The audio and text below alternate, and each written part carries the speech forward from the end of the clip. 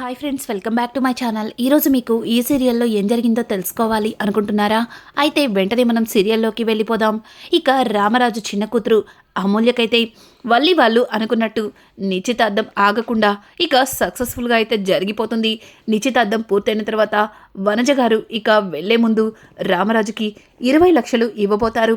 ఇక రామరాజు ఒక్కసారిగా వనజ గారు అంత డబ్బు ఇవ్వడంతో షాక్ అయ్యి, అదేంటండి మీరు మాకు డబ్బు ఇవ్వడం ఏంటి అని అడగడంతో ఇక వనజ గారైతే, చూడండి మీరు డబ్బులు ఇస్తున్నందుకు ఏమీ అనుకోవద్దు, మేము మా కోడల్ని మా నగలతో చూడాలి అనుకుంటున్నాం, ఈ డబ్బుతో తనకి నచ్చిన నగలు కొనండి అని చెప్పి ఇక వనజ గారు డబ్బులు ఇవ్వబోతుంటే రామరాజు, చూడండి మా అమ్మాయికి మేము కావలసిన నగలు చేయించాము, ఇప్పుడు మీరు అని అంటుంటే ఇక వనజ అయితే, చూడండి రామరాజు గారు మీరు ఏం అనుకోవద్దు, ఇలా అంటున్నందుకు నాకు కోరిక, మా ఇంటి కోడలికి మా డబ్బుతో మా నగలు తను వేసుకోవాలన్న చిన్న కోరిక, మీరు మీ ఆడపిల్లకి కావలసిన నగలు చేయించి ఉంటారు, కానీ నా ముచ్చట కూడా కాదనద్దు అని చెప్పి ఇక రామరాజు చేతిలో డబ్బులైతే పెడుతుంది.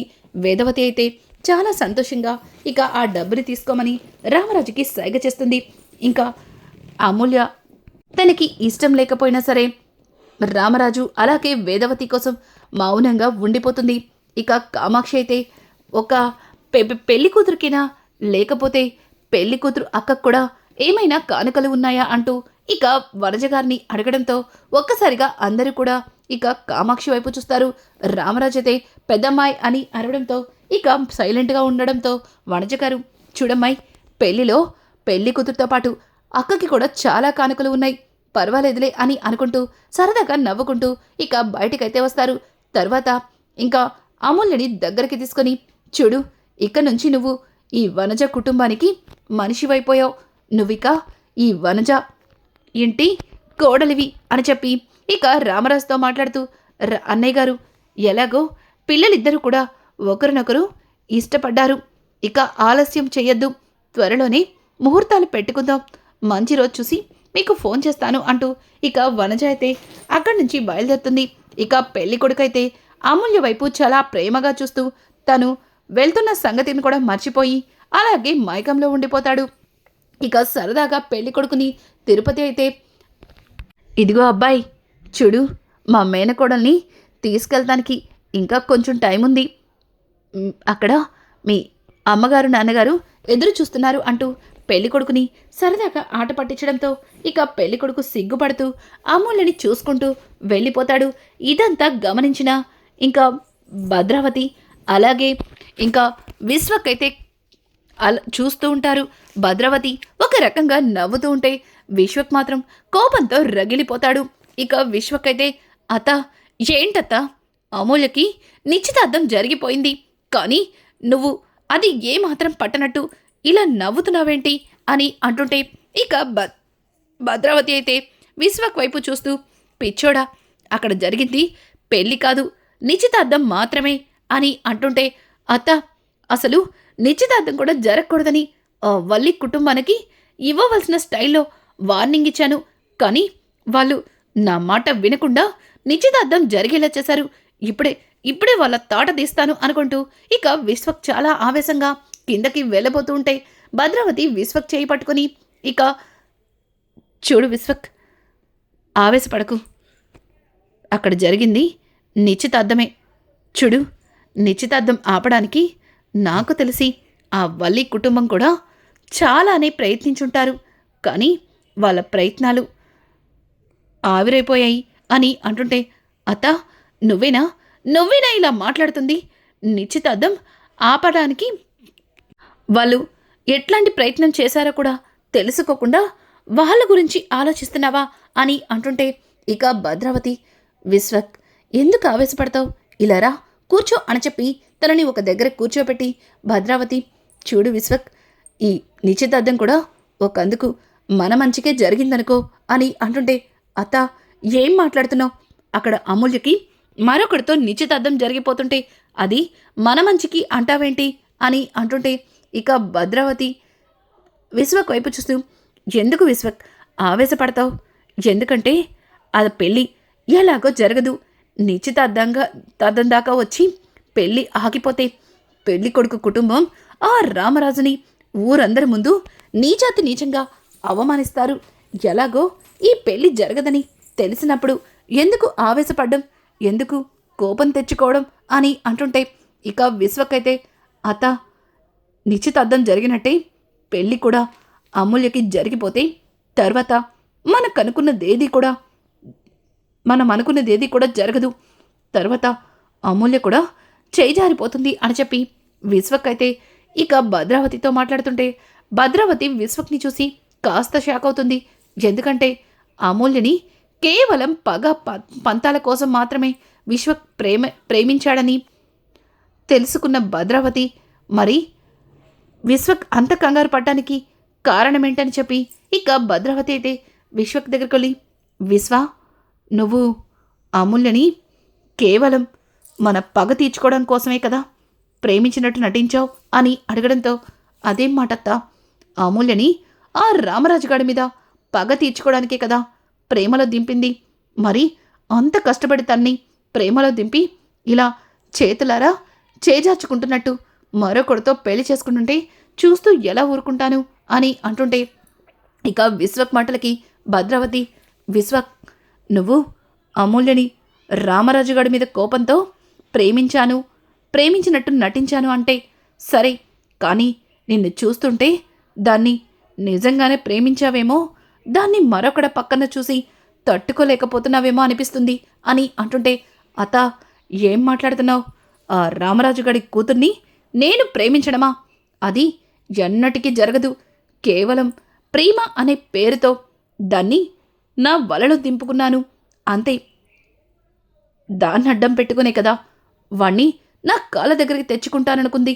అలాగే ప్రేమని తిరిగి మళ్ళీ మన ఇంటికి రప్పించుకోవడానికి కూడా ఇది మనకి ఒక అవకాశమని అనుకున్నాం కదా. మరి ఇదేంటత్తా కొత్తగా ఇలా మాట్లాడుతున్నావు అని అంటుంటే ఇక భద్రావతి తన మనసులో, అయితే విశ్వక్ గురించి అనవసరంగా నేను కంగారు పడ్డానన్నమాట, అలాంటిదేది లేదన్నమాట అని చెప్పి భద్రావతి తన మనసులో అనుకుంటూ ఇక విశ్వక్తో, చూడు విశ్వక్, రామరాజుగాడి కూతురికి ఇప్పుడు నిశ్చితార్థం జరిగింది. ఈ నిశ్చితార్థం చూసి నువ్వు ఒక పని చేయాలి అని చెప్పి ఇక భద్రావతి అయితే విశ్వక్కి ఏదో చెప్తుంది. విశ్వక్, మంచి మాట అత్త, నాకెందుకు రాలేదు ఈ ఆలోచన? ఇప్పుడే వెళ్ళి నా ప్లాన్ని అమలు చేస్తాను అనుకుంటూ ఇక విశ్వక్ బయలుదేరుతుంటే దానికి భద్రావతి చాలా ఆనందపడుతుంది. ఇక ఇక్కడ చూస్తే వల్లి ఏమో ప్రేమ నర్మదలకి కనిపించకుండా ఇక దాక్కుని తిరుగుతుంది. ఇంకా ప్రేమ నర్మద ఇద్దరూ కలిసి వల్లికి ఎదురుగా నుంచుంటారు. ఒక్కసారిగా వల్లి, ఏంటి అట్ట చూస్తున్నారు? రెండు చిరుత పుల్లకి ఒక చిన్న అమాయకపు లేడీ దొరికిపోయినట్టు నేను మీకు దొరికిపోయినట్టున్నాను అని చెప్పి వల్లి భయపడుతూ వాళ్ళ వైపు చూస్తుంటే, అసలు నీకు బుద్ధుందా? అసలు నువ్వేం చేస్తున్నావో నీకేమన్నా అర్థమవుతుందా? ఎన్ని రోజులు నువ్వు ఎన్ని మోసాలు చేసినా, ఎన్ని నాటకాలాడినా నీ గురించి ఎందుకు నిజాన్ని మావయ్య గారి ముందు బయట పెట్టలేదో తెలుసా? ఎక్కడ నీ కాపురం చెడిపోతుందేమో, ఎక్కడ నువ్వు నీ భర్త దూరం అయిపోతారేమో, సాటి ఆడపిల్ల జీవితాన్ని పాడు చేయకూడదు.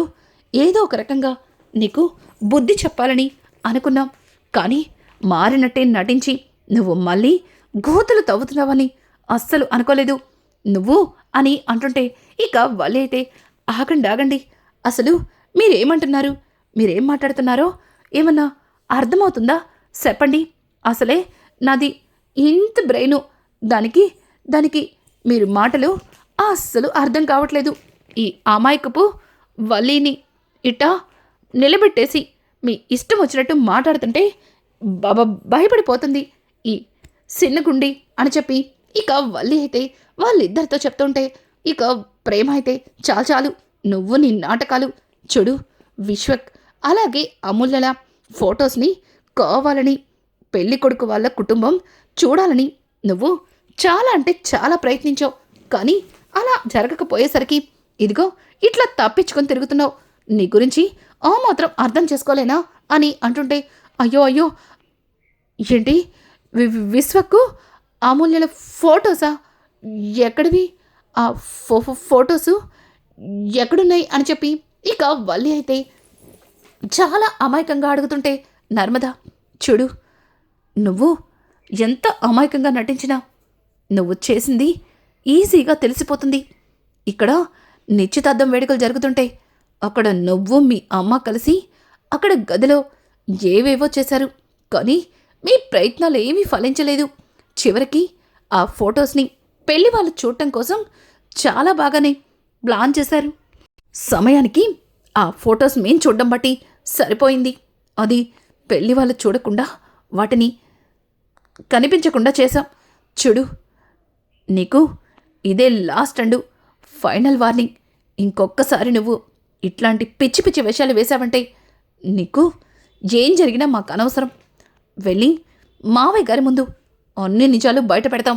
నువ్వు ఇంటికి కోడలిగా ఎలా వచ్చావో అలాగే నువ్వు మావయ్య గారిని ఎట్లా మోసం చేశావో ఇక విశ్వక్తో నువ్వు కూడా చేతులు కలిపావేమో అని మాకు ఇప్పుడిప్పుడే అనుమానంగా ఉంది అని అంటుంటే ఇక ప్రేమ, అక్క ఎవడు ఈ బలితో మాట్లాడి టైం వేస్ట్ చేసుకోవాలని నాకు అస్సలు లేదు.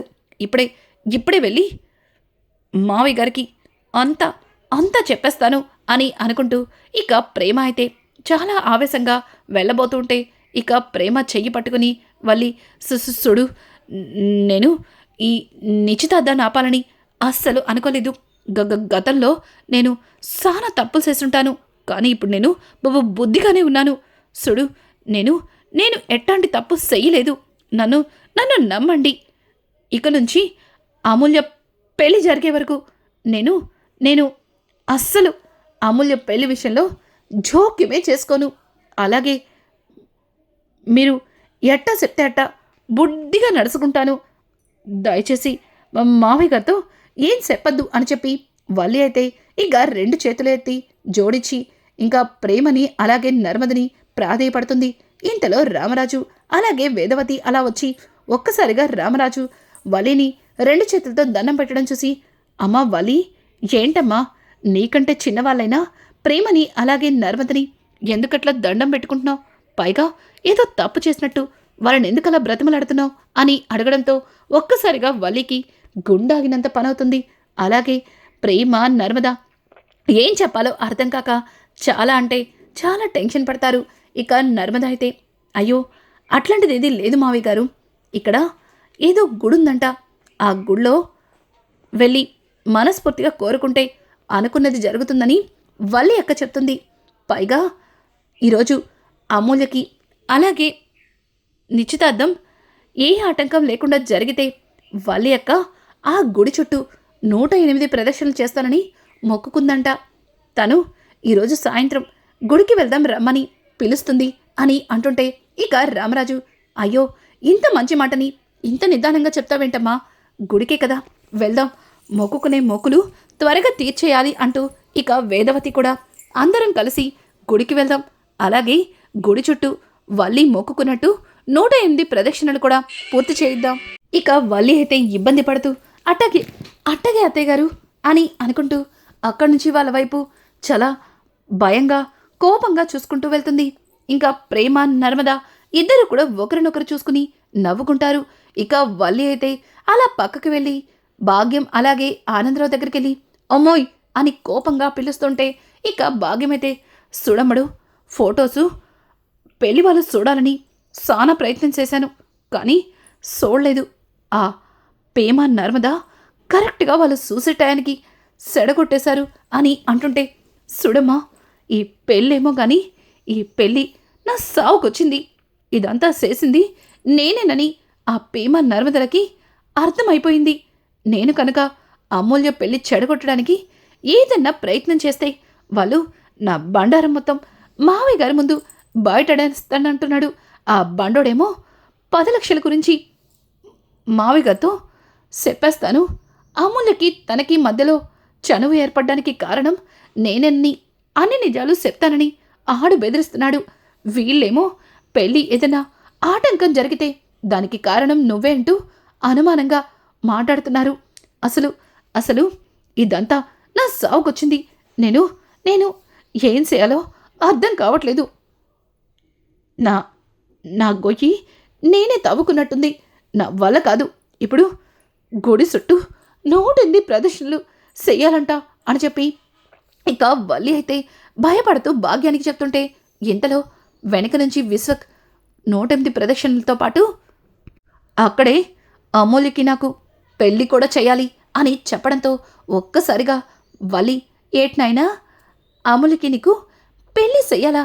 అసలు అసలు నీకు బుద్ధుండే మాట్లాడుతున్నావా అనుకుంటూ ఇక వల్లి వెనక్కి తిరిగి విశ్వక్ వైపు చూస్తుంది. ఒక్కసారిగా విశ్వక్ చేతులు కట్టుకుని వల్లి కుటుంబం వైపు చూస్తుంటే ఇక వల్లి, అమ్మోయ్ వచ్చేసాడు అనుకుంటూ ఇక భాగ్యం వెనక నిలబడుతుంది. ఇంకా విశ్వక్ అయితే, అసలు మీకు బుద్ధుందా? మీకేం చెప్పాను?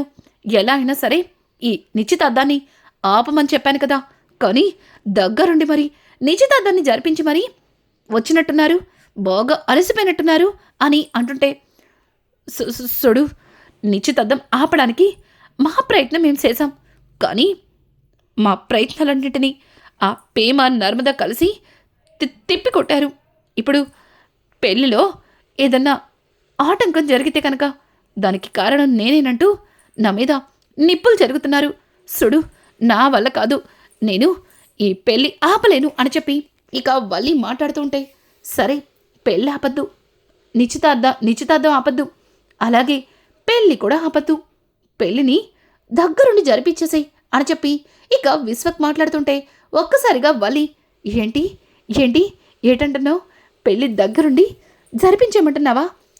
చూడు నానాయని ఈ మాట చెప్పి నా నోట్లో సక్కర పోసినంత సంతోషాన్నిచ్చావు. చూడు ఇక అమూల్య పెళ్ళిని జూమ్ దామ్ అంటూ ఎట్టా చేసేస్తాను అని చెప్పి ఇక వల్లి మాట్లాడుతుంటే దానికి విశ్వక్, ఏంటి అంత సంతోషిస్తున్నావు? నేను చెప్పింది అమూల్యని ఆ వనజ కొడుక్కి ఇచ్చి పెళ్లి చేయడం కాదు, అమూల్యని నాతో పెళ్ళికి ఒప్పించమని చెప్తున్నాను అని అంటుంటే, సుడు వెళ్ళెళ్ళి నా సావుకి నేనే ముహూర్తం పెట్టుకోమని చెప్తున్నట్టుగా ఉంది. సుడు నువ్వు చెప్పేది నీకు అర్థం కావట్లేదు అని చెప్పి ఇక వల్లి మాట్లాడుతుంటే దానికి విశ్వక్ అయితే, చూడు మర్యాదగా వెళ్ళి అమూల్యని పెళ్ళి కొప్పించి సాయంత్రం గుడి దగ్గర అమూల్యకి నాకు పెళ్ళి చేసావా? సరే లేకపోతే ఎలాగో నీ కుటుంబం మొత్తం అక్కడికే వస్తుంది కదా, అక్కడే నువ్వు చేసినవన్నీ బయట పెడతాను అని చెప్పి ఇక విశ్వకు వెళ్ళిపోతుంటే భాగ్యం, అమ్మాయి ఏంటమ్మా ఆ బండ సచ్చినోడికి ఏం చెప్పవా అని అంటుంటే, అమ్ముడు ఏదైనా చెప్తే ఈయనేలా ఉంటే చెప్తాను, కానీ మాట్లాడడానికే అవకాశం లేకుండా చేసేశాడు కదే, ఇప్పుడు ఏం చెయ్యాలి అని అంటుంటే, ఏం చేస్తాం? ఏమీ చెయ్యొద్దు. నన్ను నా బావ నుంచి దూరం చేస్తే నేను తట్టుకోలేను. నా బావని వదిలి ఉండలేను. బా కోసం ఇదంతా చేశాను, కానీ బానే దూరం అయ్యేలా జరుగుతుంటే నేను తట్టుకోలేకపోతున్నాను.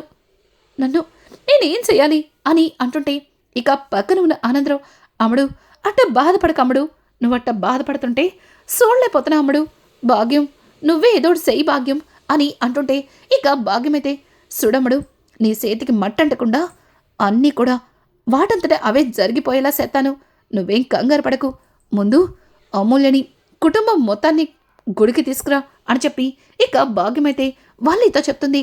వల్లి, అమ్మోయ్ నాకు భయంగా ఉందే, పైగా నాతో ఆ నర్మదా ప్రేమ 108 ప్రదర్శనలు చేపిస్తా అంటున్నారే అని అంటుంటే, సుడమ్ముడు ఆ 108 ప్రదక్షిణలు చెయ్యకముందే మనం ఇంటికొచ్చేలా నేను ప్లాన్ చేస్తాను అని చెప్పి ఇక భాగ్యమైతే అక్కడి నుంచి వెళ్ళిపోతుంది. ఇక రానున్న ఎపిసోడ్స్లో గుడిలో అమూల్య అలాగే విశ్వక్ల పెళ్ళి వల్లినే దగ్గరుండి జరిపించబోతుందా? ఇక ప్రేమ నర్మదా కలిసి ఆ పెళ్లి నాపి అమూల్యని కాపాడగలుగుతారా? అలాగే వల్లి చేస్తున్న కుట్రలన్నీ రామరాజు తెలుసుకుంటాడా? ఇట్లాంటి లేటెస్ట్ ఎపిసోడ్స్ మీకు మరిన్ని కావాలి అనుకుంటే మా ఛానల్ని సబ్స్క్రైబ్ చేసుకోవడం మాత్రం మర్చిపోకండి. Thanks for watching. Hi friends, welcome back to my channel. ఈరోజు మీకు ఈ సీరియల్లో ఏం జరిగిందో తెలుసుకోవాలి అనుకుంటున్నారా? అయితే వెంటనే మనం సీరియల్లోకి వెళ్ళిపోదాం.